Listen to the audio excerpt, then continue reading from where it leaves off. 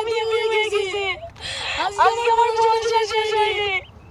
আজকে আমি বাঁচবো যে আজকে সবাই জানেন আপনাদের পরিবারে সবারই সন্তান আছে, যার বাপ থাকে না, তার কেউ থাকে না, তারা এতিম হয়ে যায়। বাবার হত্যাকাণ্ডের সুষ্ঠু বিচার চেয়ে প্রধানমন্ত্রীর হস্তক্ষেপ কামনা করেছেন ঝিনাইদহ ৪ আসনের সংসদ সদস্য আনোয়ারুল আজিম আনারের মেয়ে মুমতারিন ফেরদৌস ডরিন।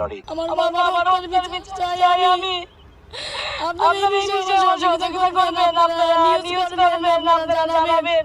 প্রধানমন্ত্রীর হস্তক্ষেপ কামনা করছি। চিকিৎসার জন্য ভারতে গিয়ে নিখোঁজ এমপি আনারকে কলকাতার নিউটাউনের একটি ফ্ল্যাটে হত্যা করা হয়। এমপি আনারের মৃত্যুর খবর জানার পর শোকে ভেঙে পড়েন স্বজনরা।